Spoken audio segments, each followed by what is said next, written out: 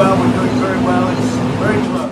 It's been described as an ambush. Within minutes of President Ramaphosa's arrival, his delegation and the media hurriedly ushered into the Oval Office for an episode of political theatre that has now become commonplace in this White House.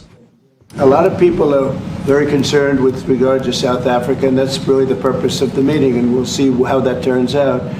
But we have many people that feel they're being persecuted, and they're coming to the United States. So we take from many locations if we feel there's persecution or genocide going on. And we had a lot of people. I must tell you, Mr. President, we have had a tremendous number of people, especially since they've seen this. Despite the barrage of misplaced claims, including that when white people were murdered, their land was confiscated, even at one point likening it to a reversal of apartheid, Ramaphosa pushed back firmly, but with a clear intention of not upsetting the entire apple cart. There is criminality in our country. People who do get killed, unfortunately through criminal activity, are not only white people. Majority of them are black people. Then responding to an extraordinary moment, when the lights were dimmed in the Oval and a TV screen wheeled in to play a video that in part showed EFF leader Julius Malema singing the Kill the Boer chant to a packed stadium, and footage of a road populated with white crosses as a reflection of white farm murders in South Africa. Let me clarify that, because what you saw, the speeches that were being made, one, that is not government policy. We have a multi-party democracy in South Africa that allows people to express themselves, political parties to adhere to various policies, and in many cases, or in some cases, those policies do not go along with government policy. Our government policy is completely against what he was saying, even in the parliament. And they're a small minority party, which is allowed to exist in terms of our constitution. There was also pushback from within the South African delegation. We have too many deaths, but it's across the board. It's not only white farmers, it's across the board. And we need technological help. We need Starlink at every little police station. We need drones.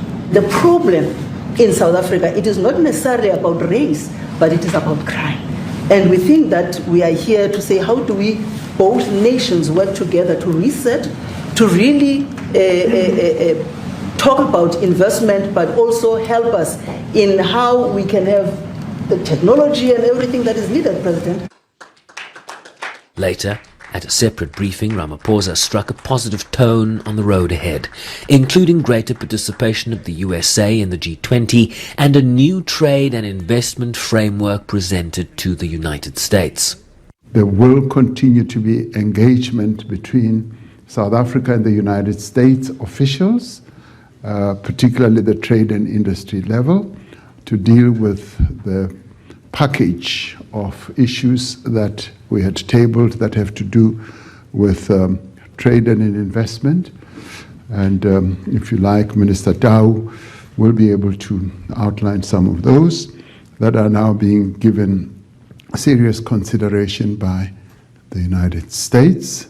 So I was rather pleased that there's a firm agreement and undertaking that we're going to continue engaging.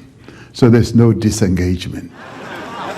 He conceded that the relationship had been contaminated by a number of issues, including the ICJ case against Israel, South Africa's positioning in the Russia-Ukraine conflict, and the Afrikaner matter.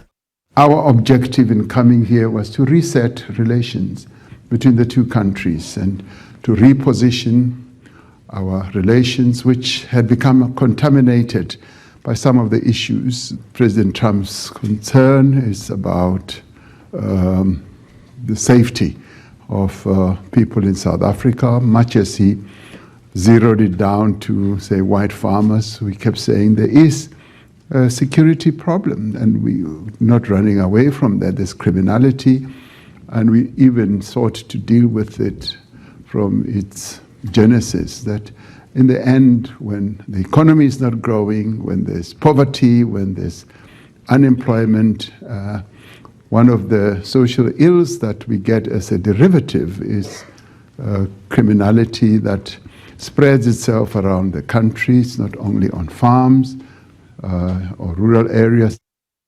Returning to the earlier Oval Exchange, we pressed the US President on the way forward. If this Afrikaner resettlement issue is resolved, you're going to go into a room after this, you guys are going to talk. If it is resolved, what is the potential for the future-looking relationship between the United States and South Africa? It's got to be resolved. It should be resolved. It's a little bit bad when you see a stadium with 100,000 people in it, because that means it's more than just a little movement. It's a pretty big movement in South Africa, so it has to be resolved. It'll be the end of the country. But is there potential for the relationship moving forward? I hope so. You going to the G20 in November? I mean, I'm not here for my health. I'm here to see what it is. No, I'd like to see. I have friends. I can tell you, Ernie Els and Retief Goosen, they feel so strongly they wanted to be here on behalf of South Africa, not on behalf of me. Yes. And, you know, they said, can we be here for this? Because they love the country.